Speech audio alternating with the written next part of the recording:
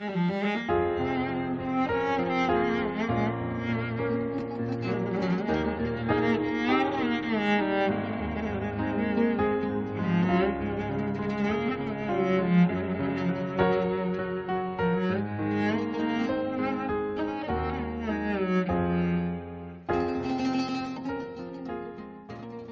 and welcome to another episode of Chai, Children of Adam and Eve on QF Radio 91.7 FM, a special dialogue program brought to you by Adil Khan of Doha International Center for Interfaith Dialogue during the month of Ramadan, where we discuss research relevant to our lives today.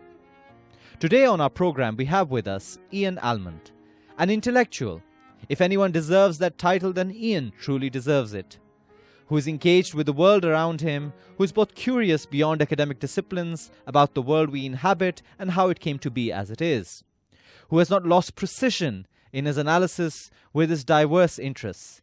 He's fluent in German, Italian, Turkish and English, and can read texts in a dozen other languages. His interests range from the silence in Italian novels to metaphysics in Islamic spirituality, with a stopover in Mexico, Turkey and Bengal, where he's interested in literary and historical experiences. Professor Almond teaches world literature at Georgetown University. Welcome to the show, Ian. Ahlan biki. Thank you for taking out time and being with us today. We'll begin with a curiosity about having looked at your wide publication, which is for our listeners available online on academia.edu. We couldn't help but notice that there's not the texts that you are interested in are very difficult for someone from a academic disciplinary perspective to understand how you can approach texts in metaphysics in Islamic spirituality as well as in literature, and somehow do that in an analytical framework within world literature. So if you'd help us through this confusion about how you understand your relationship to texts and your relationship to world literature. Sure. I think there's a couple of very non-intellectual practical reasons why my interests sprawl. I was fortunate enough to start probably the first 10 years of my academic life outside the US and UK. And so I basically just wrote about what I wanted. There was never any pressure. And I think I'm really happy now that I did that. So that's one very practical reason. In the US, you start a 10-year track, and then immediately you've got to get your monograph on literature out. So that's a very practical reason. And then perhaps a more cerebral reason is that if there's two beliefs that guide my life, I'm a socialist and I'm a Christian. Those are two very strong beliefs for me. And when you have those two beliefs, both of them converge on the idea of justice. That might explain why, even though I've wandered through quite a few disciplines and interests, there are certain things which I've always sort of gyrated towards. I guess I sort of began just by living in Turkey. I started teaching in Turkey, in the middle of Turkey. And because I had done my PhD on Meister Eckhart, part of my PhD on Meister Eckhart and a postmodern French philosopher called Derrida, a theology professor there, who also happened to be a Sufi poet, gave me a dog-eared set of photocopies of Ibn Arabi in English, a book on Ibn Arabi. And that really started me going. I started reading, and I was really sort of, I guess more than anything else, I was so impressed by the complexity of Islamic hermeneutics. I'd never... obviously, I didn't think that Islam was a monodimensional religion or anything, but I really hadn't expected to find such extraordinary depth and complexity in the tradition of interpretation of the Quran and the various debates around it. And I guess that's what really started me thinking not just about parallel metaphysical analogies, asking ourselves, who is God? What do the names of God really mean?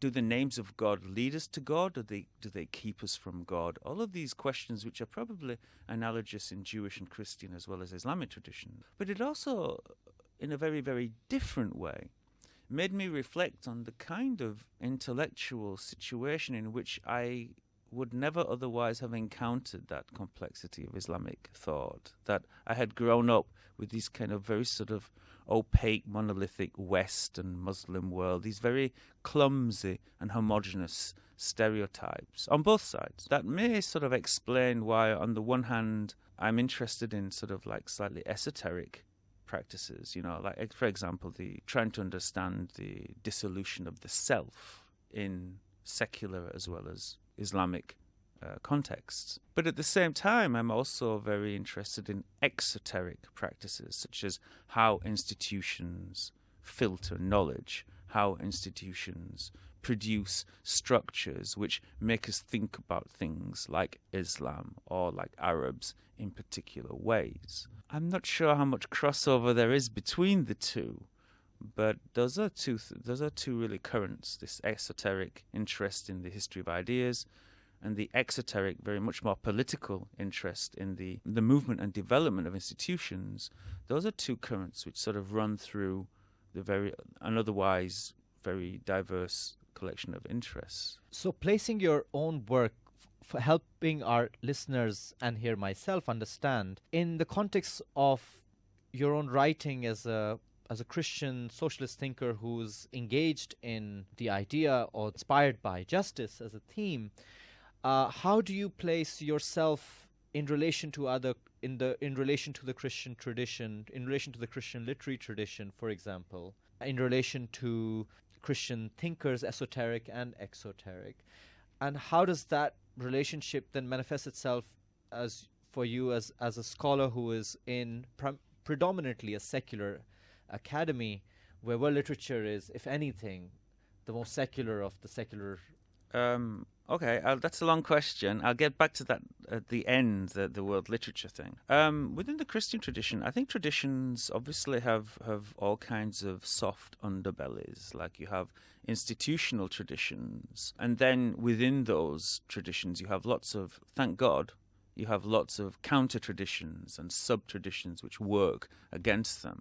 I definitely think that's true in Islamic case, and certainly is in the Christian tradition. So I think I would argue that from the very first writings of the Gospel, you have this strong vein of social justice, this, I would argue, revolutionary fervor within the call of Christ to radically re-understand ourselves in terms of who we are, not in terms of what we have.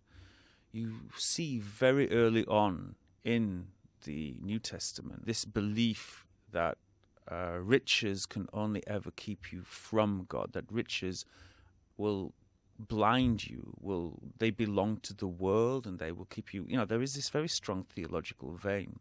And springing from that, you do have a whole set of writings, maybe earlier than the 13th century. I'm not expert enough to talk about that, but definitely from the early Middle Ages onwards, with the rise of mercantilism, and then obviously in the middle of the 18th century, the Industrial Revolution, deep, profound suspicion, beginning with the early Franciscans, of material wealth and the way the institutional church weds itself to the various banks that existed at the time.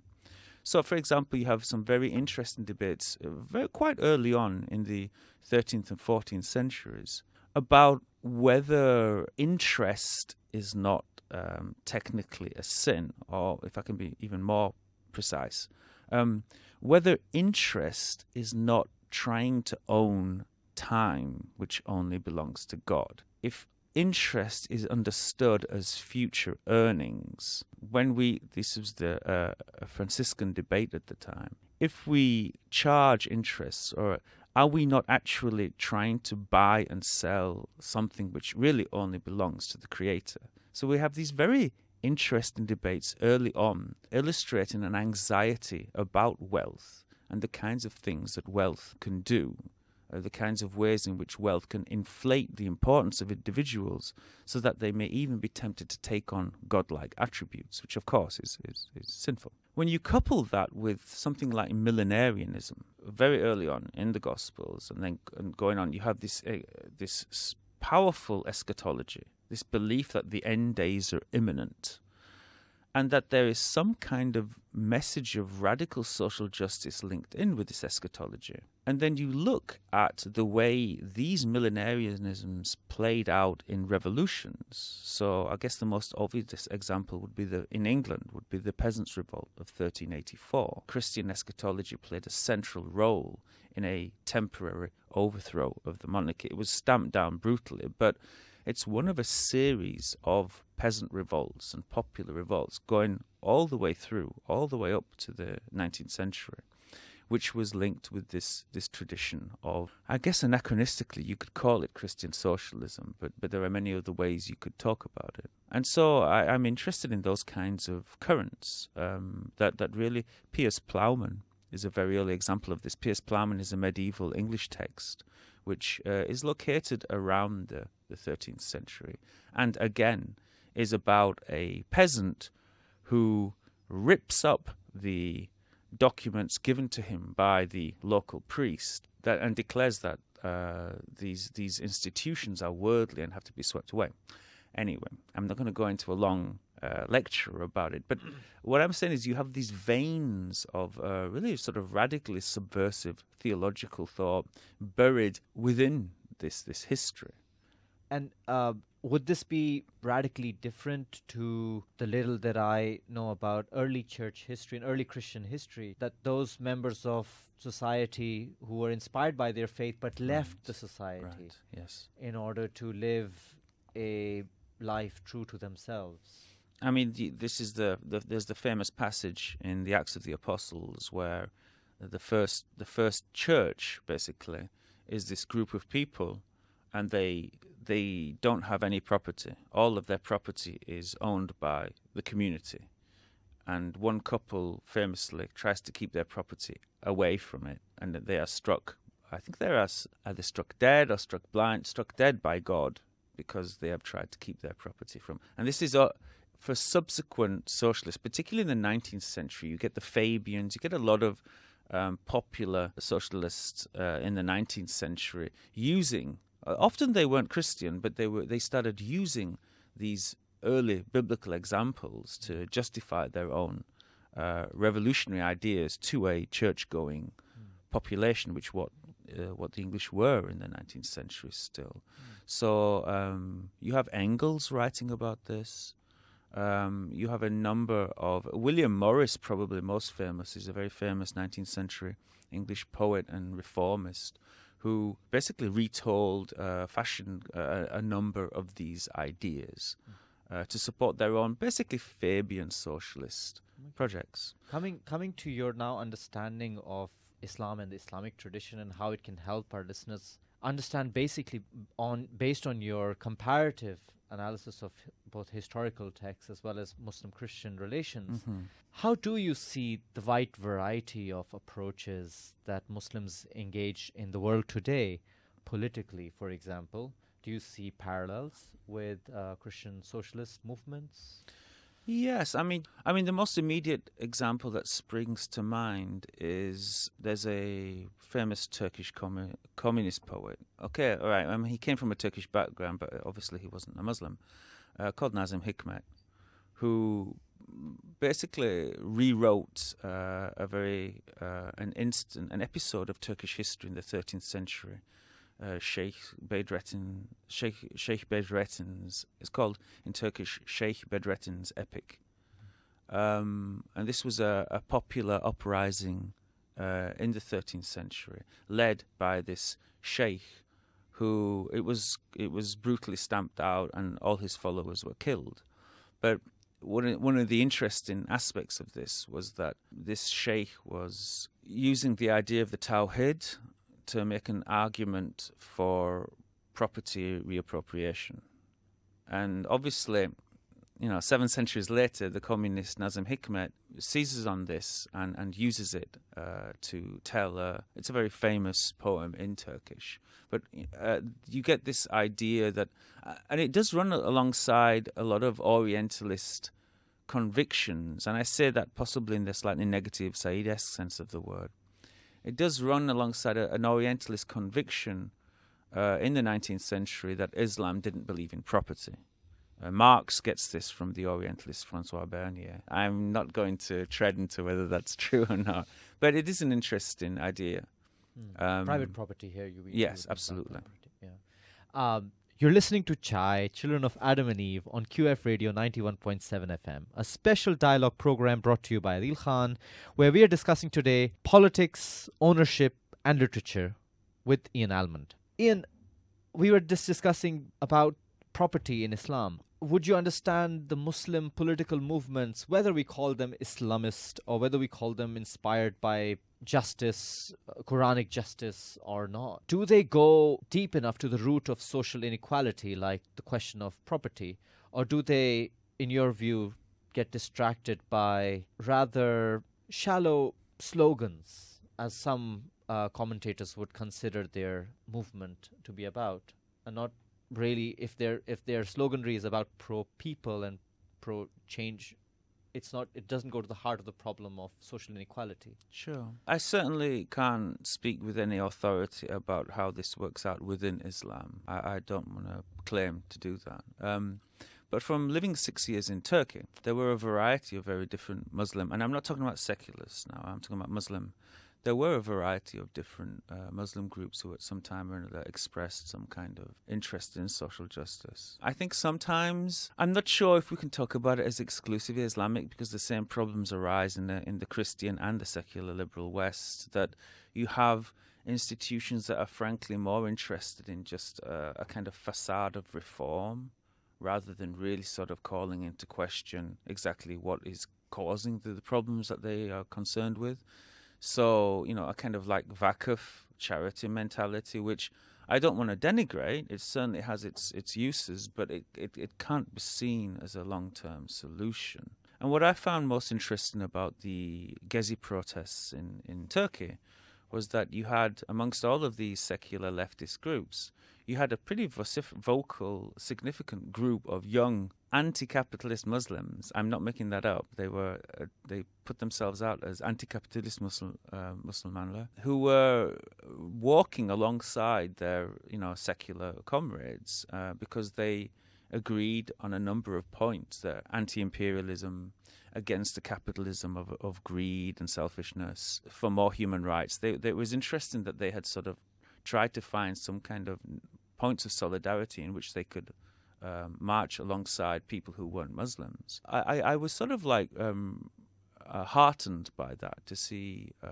I felt a more radical critique of the ongoing institutions, because one of the things which, again, the reason I can't talk about this as exclusively Islamic, I think one of the things which is swept across both Europe and Turkey in this respect is neoliberalism. You do seem to have, regardless of whether it's Muslim parties like the AKP, regardless of whether it's the Republican Party in the US, regardless of whether it's the Christian Democrats or the CDU in Germany or Italy, regardless of whether it's even the BJP in India, you seem to see a kind of alliance between conservative religious groups, certain aspects of conservative religious groups, and a kind of movement of free capital. And certainly in the Turkish case, it has come at the expense of Turkey's own cultural and spiritual heritage. It has been disconcerting to see someone like Recep Tayyip Erdogan, whom at the beginning I was actually quite happy that he got elected, because the people he replaced were a pack of crooks. So I was very happy that he won. But even though he came in initially on a very convincing populism, and he genuinely, in the beginning, did some really good things for the poor, reducing, for example, the cost of medicines at the beginning was a really wonderful gesture that happened. And it looked like a promising gesture. Also, a much more conciliatory tone that he had towards the Kurdish question in the southeast at the beginning, again, heartened many people, non-Muslims like myself.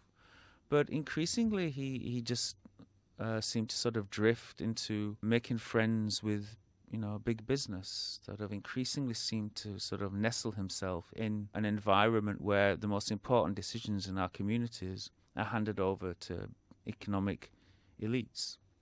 And this replicates what's happening in the allegedly secular West. Yeah, we see the same sort of processes going on. There are two different questions, I guess, about the nature of Islam and the nature of Christianity, which we can skip right now. But even at the level of the observable practices of, for example, exoteric practices of politics, do you think something is revealed in the way Muslim politicians with a reformist tendency are perhaps not the same as Christian reformists, because they have a different conception of the very term reform itself?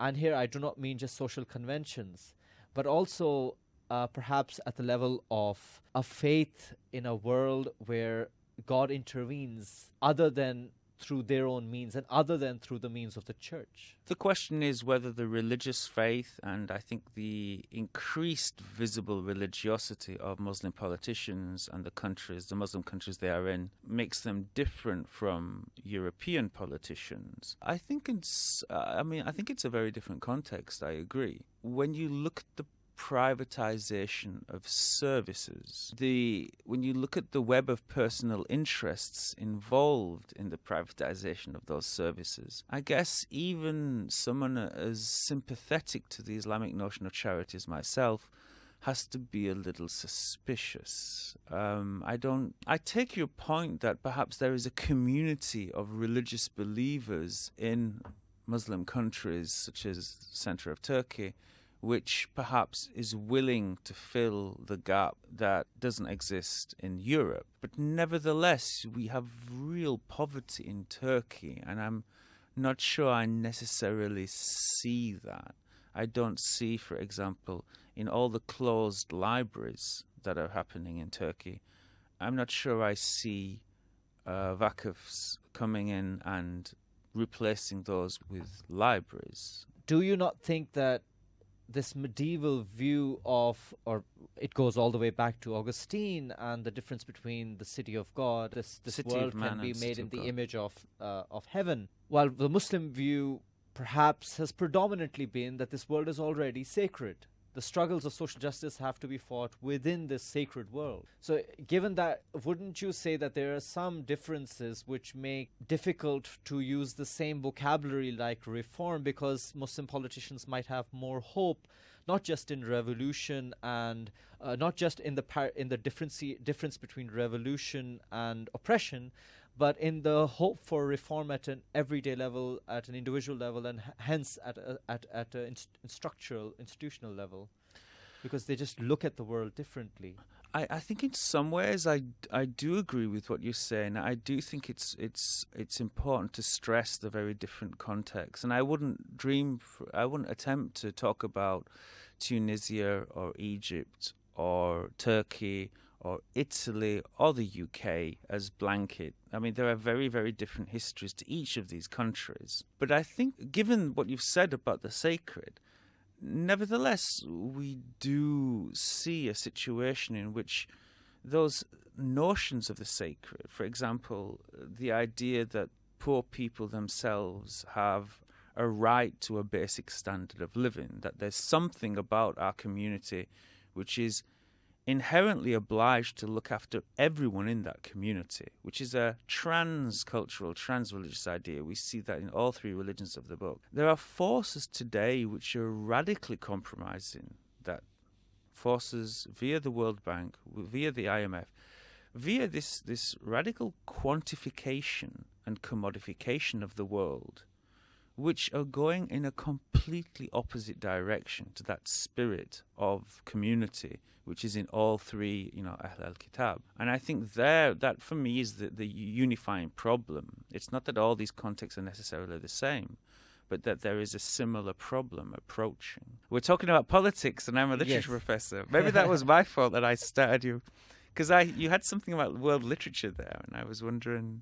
Yes, perhaps you could help us towards the end of this conversation. Perhaps you could guide us on how to read literature which is produced in different times, in different contexts, and for different audiences. How is all of that conceptualized as world literature, and are there different approaches needed within world literature to approach a certain type of text, which might perhaps be more considered more sacred than others by its producers and by its receivers. It's the name of the title of my job. It doesn't mean I'm happy with it. It's a very problematic term. Some people would even go so far as to say that it's been reintroduced, because the term was originally Goethe's. It's a late 18th century. Weltliteratur is essentially a very universalizing humanistic idea that there's some kind of human essence in all the world's literatures, and all we have to do is to study the different. And it was an extremely also Orientalist idea that each of these countries can offer their own gem of humanity and so on and so forth. It is a little worrying to see the term reintroduced over the past 30 years, really, primarily in the US, I would argue, because world literature is a ubiquitous university course in the US. But I think as a concept, some people would even argue that it is a depoliticized replacement for post-colonial literature, that it is a somewhat more anodyne term. And that is certainly not the kind of world literature I teach. I think my notion of world literature is much more a sense of trying to work against an overwhelmingly Euro-American view of the world and an overwhelmingly Euro-American centered view of world history. I mean, the world history that gets trotted out is First World War, Second World War, JFK's assassination, Vietnam, the fall of the Berlin Wall, and then 9/11. This is the 20th century world history that 2/3 of the planet neither knew nor really cared about these events for most of the time. Okay? It's an extremely Western-centered version of it. And when you look at the anthologies of world literature that are available, it's getting better, but it is still, if you look at the Norton anthology, the Longman anthology, these are anthologies which are read by literally hundreds of thousands of American university students. It's, that 85% of the anthology is West. The West is 10% of the planet. 90% of the planet is non-Western. It's not some sort of little minority. It is the overwhelming majority of this world that lives in Latin America, in Africa, in the Middle East. So I guess this is really what I try to work against. And one of the ways I try to do it is, I should confess to some frustration here, because I think I've sort of given up trying to talk about Eurocentrism and trying to talk about how certain writers are Eurocentric. I spent a couple of books doing that, and it's wearying, and I really don't think it gets through. In the end, I think Eurocentric people or US-centered people are just, there's only so much you can say. I've taken an alternative route now of trying to sort of circumvent the West altogether and try to look across cultures. So in my world literature, instead of trying to go through Europe, the West and the rest, Western Islam, these weary paradigms, I've tried to look at, for example, Latin America, the Middle East, and South Asia, and looking across these cultures, trying to, for example, taking a year like 1947 or 1918 and finding out what was written in that year in Calcutta, in Istanbul, and in Mexico City. And I found that to be a much more fruitful way of decentering this somewhat rigid and narrow-mindedly Western notion of the really concept of the planet that we have. So I guess that's the avenue of world literature that I come into. So if I understand you correctly, you would be